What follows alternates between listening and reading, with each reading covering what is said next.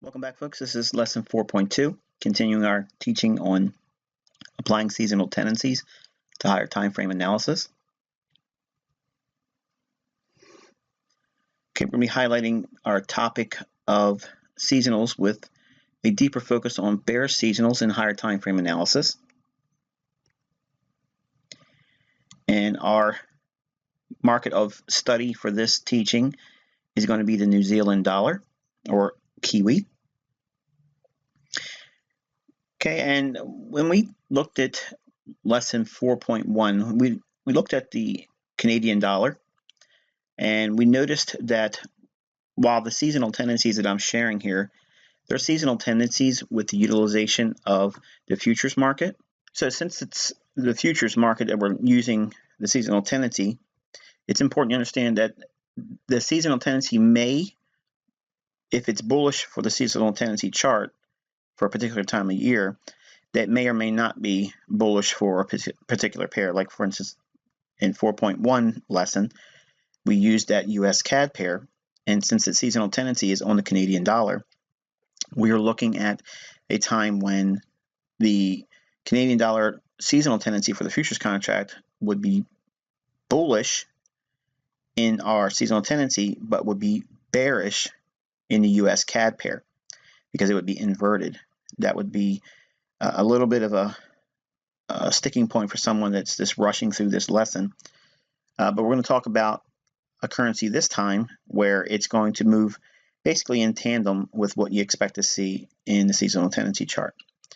We're looking at the Kiwi, or the New Zealand dollar, which is a COMDOL, commodity currency. That means the currency is traded as a futures market. This teaching also is going to go a little bit deeper in the understanding of seasonal tendencies and how I employ them. I've been able to call pretty significant price swings in the marketplace using higher time frame charts, and many on YouTube have witnessed that happen. Some of you have seen it in this mentorship. All of it comes by way of the things I'm teaching in these two lessons here, 4.1 and 4.2. The way we're going to approach the seasonal tendencies in this teaching is going to be applying bearish seasonals, but we're also going to segue into how this helps us get in sync with, hopefully, a quarterly shift in the marketplace, which is the goal of position trading or long-term trading as I understand it and teach it. Powerful moves that occur on these higher time frame charts, monthly, weekly, and daily, they're in the hundreds of pips for foreign exchange. So it behooves you to look at this marketplace on these higher time frame charts, because regardless of what type of trader you're going to be, and if you can use seasonal tendencies like a roadmap, it's literally like knowing the most probable direction certain times of the year for certain currencies or markets, because it's not limited to just foreign exchange or currencies. It's limited to nothing, really. I mean, everything has a seasonal tendency, but you have to study it and go through a long process of compiling all that data to get to the outcome would highlight a seasonal tendency where it rests most predominantly. If you're looking at this chart here, obviously you can see that there are certain points in where price, generally on the blue line and on the red line, okay, and it's comparing a long period blue line of time and a shorter period of data. And when both of them move in tandem direction, in other words, they all are basically moving in the same direction, up or down, at any given particular time, that highlights a high probability seasonal tendency. Now, when it gets real muddy and it's choppy back and forth, then it makes it a little bit less likely there's a seasonal tendency there. But just quickly going over this chart here, it should be obvious to you what time of year there is a significant decline in price expected and when should there be a significant increase in price for the Kiwi dollar. Let's zoom in and take a closer look, and we'll break this down into real specifics. Okay, we have that same chart now just zoomed in, and I want to highlight a few things going into this. These seasonal tendencies, while we're trying to aim at where the conditions lie that would set up a quarterly shift, in other words, a move that may take 2 to 3 months to unfold, we're using these higher time frame charts with the attempt to hone in on an area where we can capture several hundred pips in a long-term position trade, or looking for the ideas to get us in sync with the institutional mindset where the direction of the market should go on these higher time frame charts.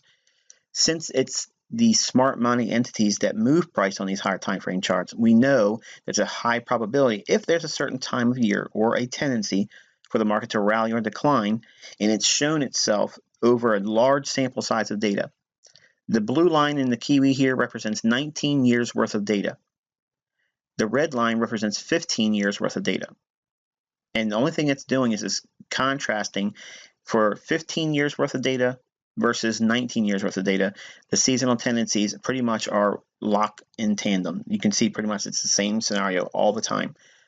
Because it's traded in March contracts, June contracts, September contracts, and December contracts, they are the futures contract delivery months. In other words, these are the months that you would be buying or selling if you're going to be trading. As you can see, the June contract has the strongest tendency to rally and decline all in that same contract month, beginning first trading day and last trading day before the contract would expire. Then December's contract has a very strong tendency to rally late in the year, and understanding that, it's pretty obvious that if you're going to be trading the kiwi, you want to be focusing on the June contract and the December contract. That's the powerful nature of understanding these seasonal tendencies. That doesn't mean that the March contract won't see specific price action that sets up moves that we see in the June and December contract, or that we won't see things in the September contract that would lead into December's contract month unfolding as we see here in the seasonal tendency. Again, they're not panaceas, they're not be-all end-alls, but they're roadmaps as to what price has done in the past, historically, year after year. By compiling the data, we can see that these contract delivery months do this type of thing over a large sample size of data. Will it happen every single year? Absolutely not.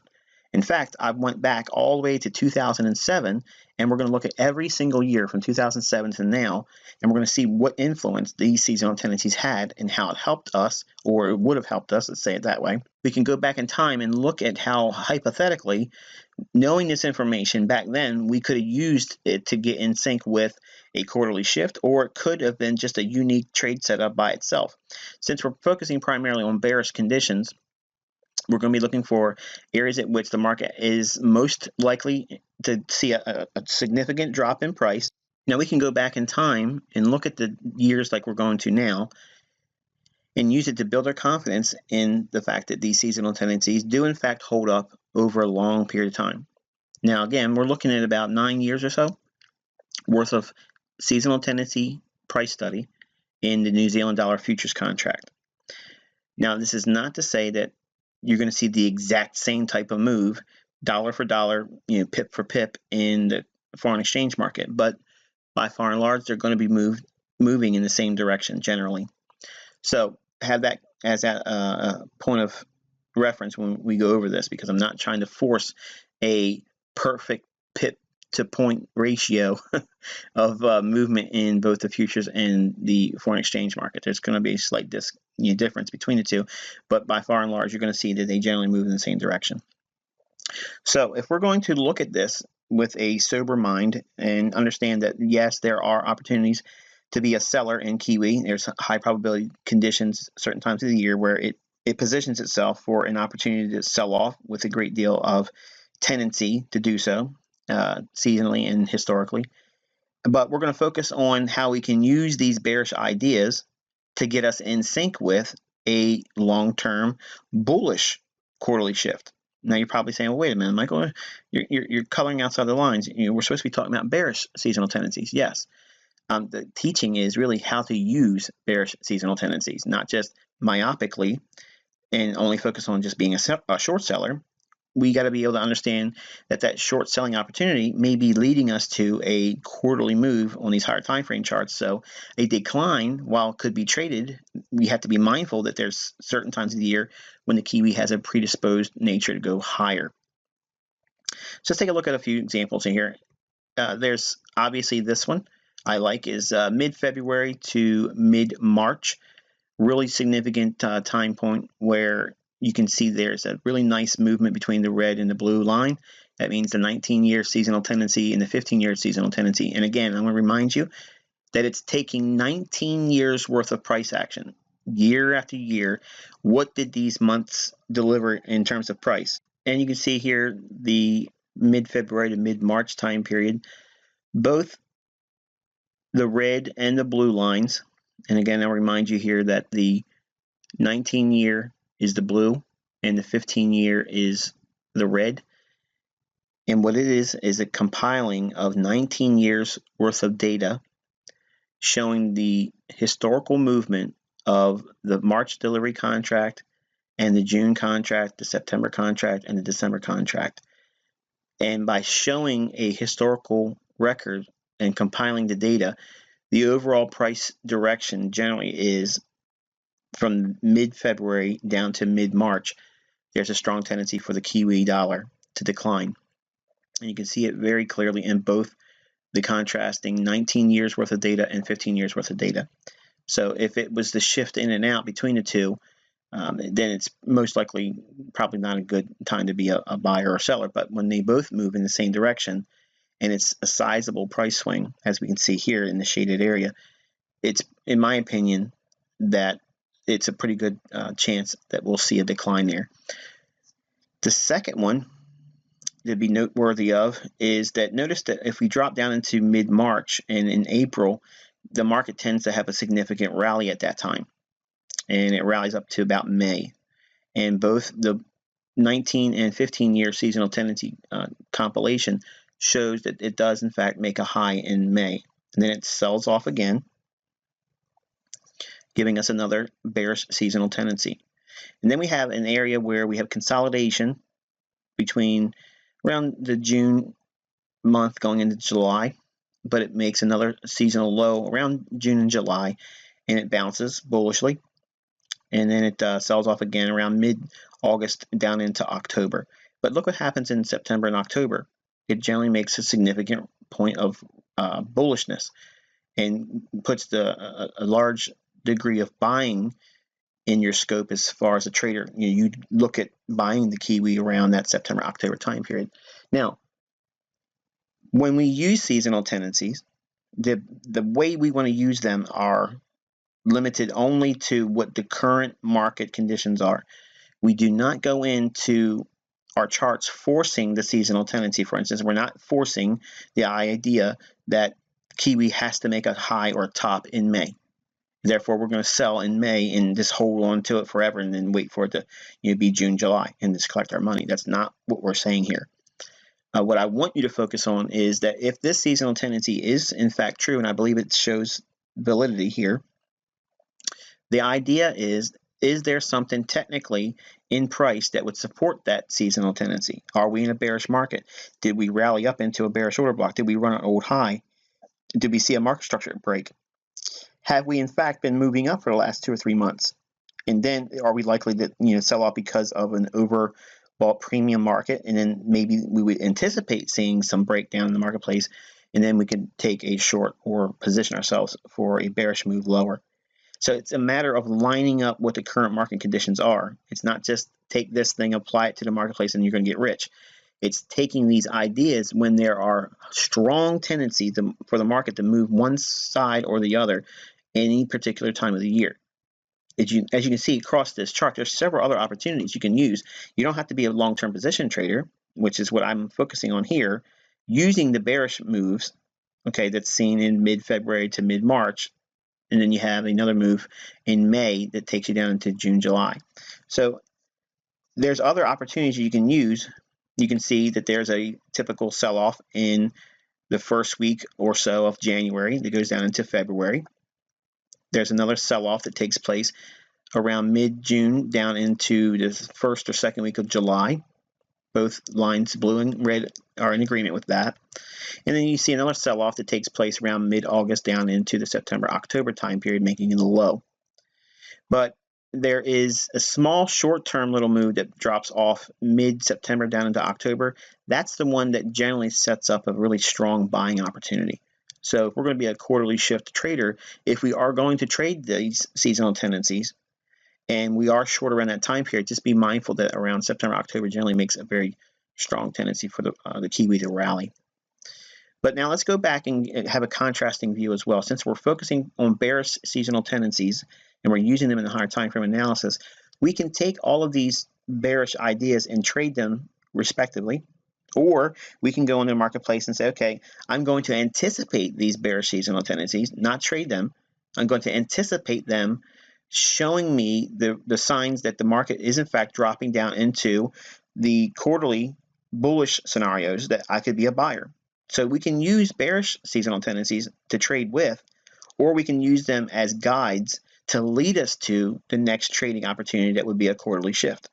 This teaching is going to show you both. Okay, we're going to go from 2007 all the way up to 2016.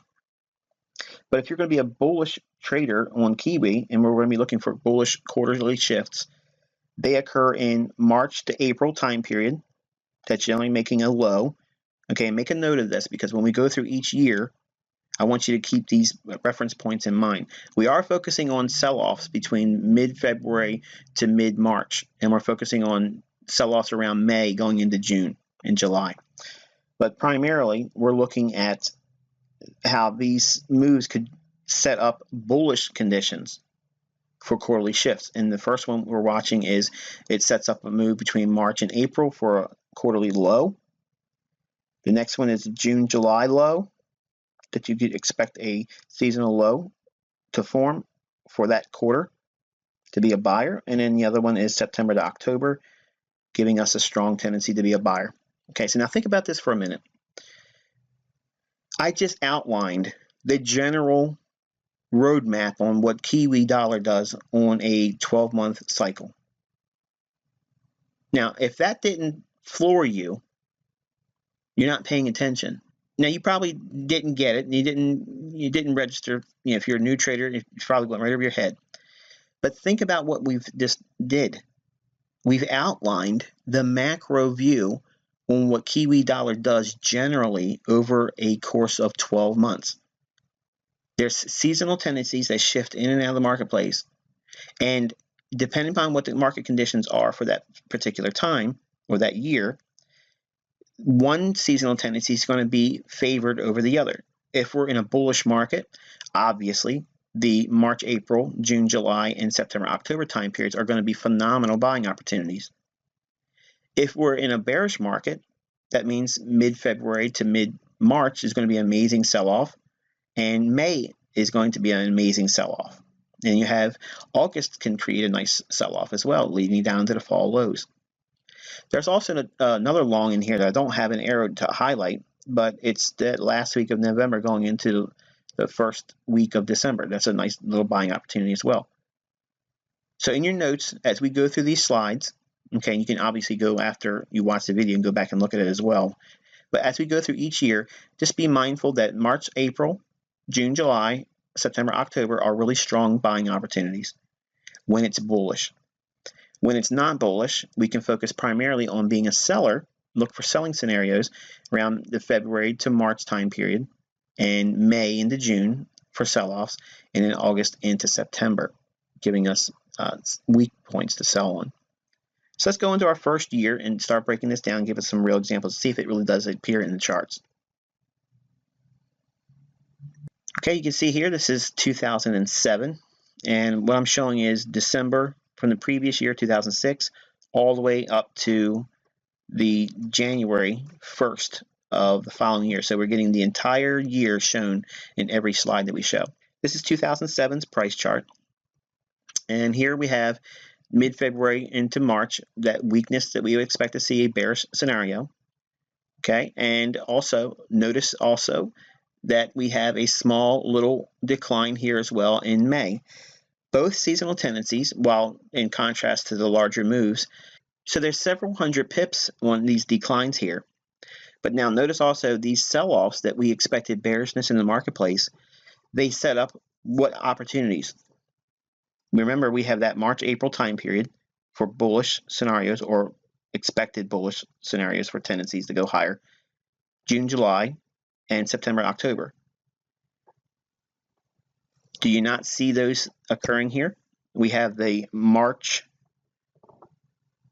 time period creating the very low, and look at the move up from there.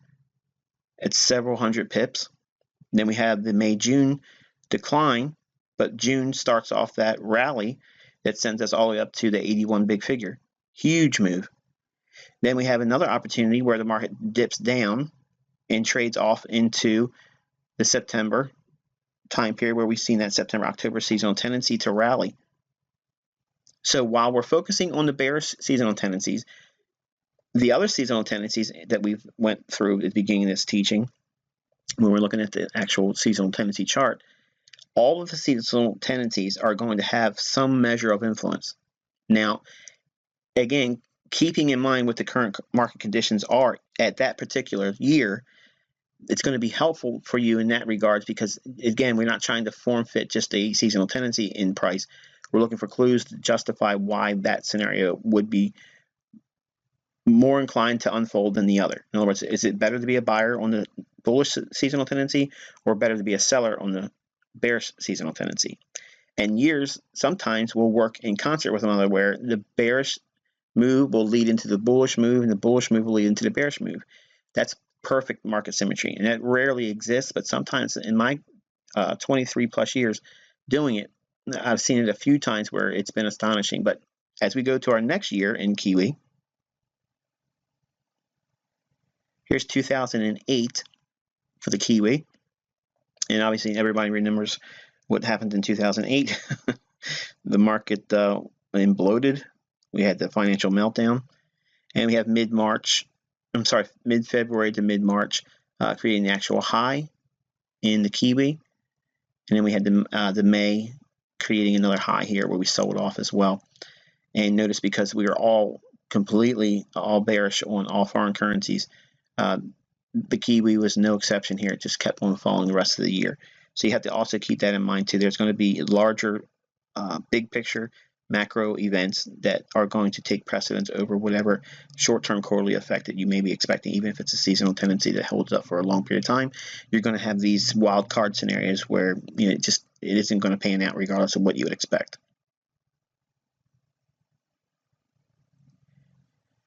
Here's 2009, and we can see the sell-off between mid-February going into March. That decline in there was 600 pips. And we see also during the May period, we did not get any decline at all on the bearish side. But in contrast, keeping in mind how we're using these bearish seasonal tendencies, the one that dropped down in February into March leads us into the March-April bullish scenario. And it was a very strong buying opportunity there. And then we had the month of June, July, we had a consolidation, and July sent us higher, going into the late fall October highs. September and October had just a continuation. 2010, you can see here for the Kiwi, we had basically a flat market in mid-February to March, nothing bullish, nothing bearish. But we had our May decline, and look how many pips this thing moved. This thing moves about 700 pips as a decline in the month of May. But again, that May decline set up the June, July bullish seasonal tendency that took off and sent price higher. And we also see there was a scenario for the bearish August to October time period. August, we had a little decline, which had a small seasonal tendency to be bearish if you go back and look at the slide. And all it did was retrace back down into a bearish candle, which is a bullish order block and an uptrend. And it rallied off that 70 big figure, moving all the way up to 79.50. So that's 950 points or pips that it moved off of just retracing into an area at which institutional order flow would give us bullishness. And then we had the September-October time period give us that last little leg, price higher from that 7,400 to the 79.50 level, so 550 pips there as well, using the seasonal tendencies as a roadmap. Okay, we can see 2011 here. See, we are declined mid-February going into mid-March. We had a nice decline there, but that leads us to what? The bullish March-April seasonal tendency. Nails it. Look at the rally off of that. Huge extrapolated move from that time period. And then we have a small little decline from our May time period where we expect bearishness. And it's about 350 pips just in May on a decline, but it finds us trading back down into the January highs. So old resistance turns support there. The market creates that retracement down in May just to set up another leg higher. June, July gives us a nice seasonal low off of a previous down candle, which is a bullish order block, around that 80 big figure, and then it rallies all the way up to 8,800. So 800 pips using the seasonal tendency, where we saw a decline in May, and then it rallied away and created a longer term price move, very significant price moves higher. And in September, October gave us a swing from the 7,500 to the 8,200. So there's 700 pips there.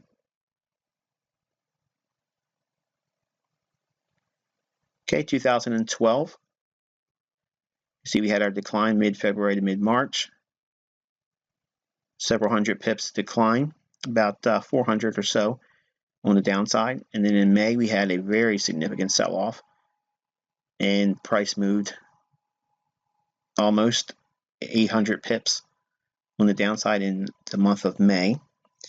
And that gives us that June low seasonally, where we saw bullishness expected. And that thing took off from June lows from 7,500 all the way up to 8,450. So that's a massive move.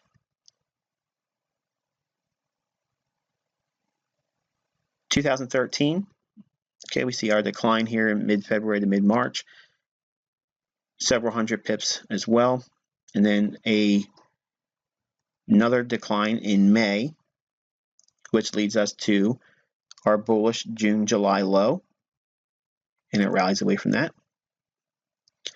And in 2014, we don't get anything bearish at all between February and March. Market was in consolidation, and it rallied out of the consolidation, so it's not expected to be a bearish area there. We're looking for continuation on the upside because it's left area consolidation. And in May, we have a little bit of a retracement that leads to a June rally, creating the high up at the 88 big figure. Then we had a sell-off in mid-August, which was the other bearish opportunity, taking us down into October. Again, look at your seasonal tendency. About the first or second week of August, all the way down into October, and you can see that seasonal tendency takes effect in this market here. Okay, on 2015, you can see we had a little bit of a move down here, mid-February to mid-March. And again, these are weekly charts. So be mindful of that. We're not looking at 5-minute charts here. And then we have our decline in May, seasonally speaking. And June, July just kept on being weak, which led us into the next bullish scenario, which is the quarterly shift that would be bullish that occurs in September, October. And that gives us a really nice rally from the 6250 level up to the 6850 level, almost 69. So very, very handsome rally from that price point there.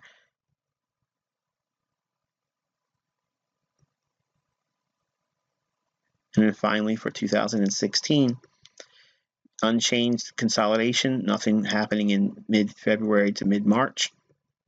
We have our decline in May, comes down into previous bullish order blocks and rallies away. Created another higher high up into 74.50. So it moved from the May decline into the week before June, rallying away from the 67 big figure all the way up to almost 7,500 big figure. So rather significant price moves. As a closing note, I want you to think about how these ideas lead to a roadmap idea of where price should go, generally speaking, and when to focus in on very significant price moves. When do they usually occur?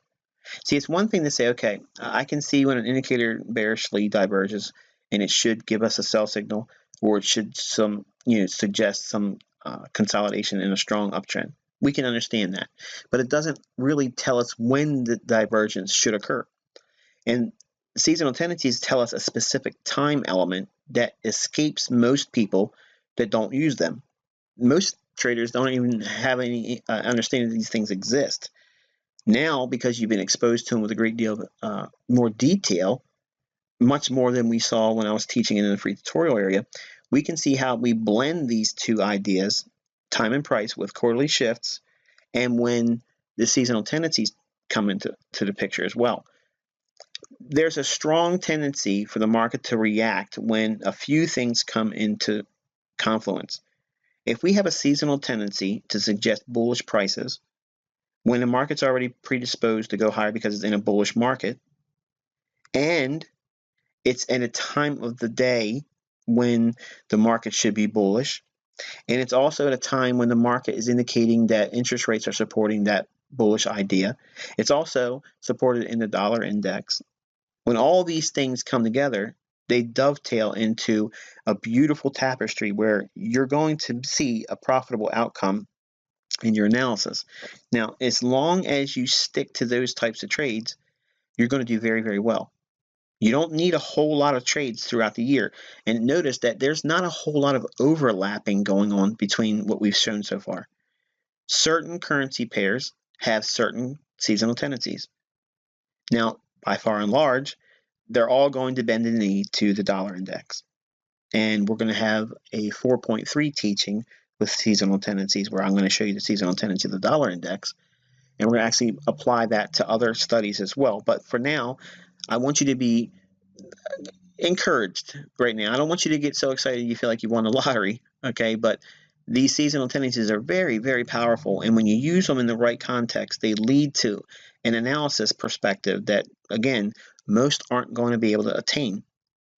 Everyone looks at just price action alone. But if you look at what price has done historically, and dare I say it, hindsight, it's a gold mine of information because it leads to an understanding of what should take place.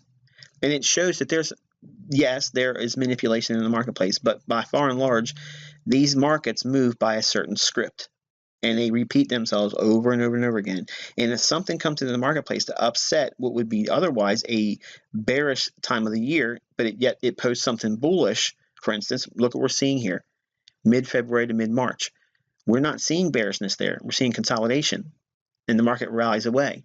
And it falls in May, but it only falls down to the mid-consolidation point or around that 67 big figure. Then it creates another rally higher. If you remember, all through 2016, I was telling everyone that the New Zealand dollar was going higher. It was strong, relatively speaking, just like the Aussie dollar was. Those two currencies were the ones that held up the most during 2016 when all the other pairs bearishly moved lower against the strength of the dollar. Also notice that we had that sell-off as a short-term bearish idea in January.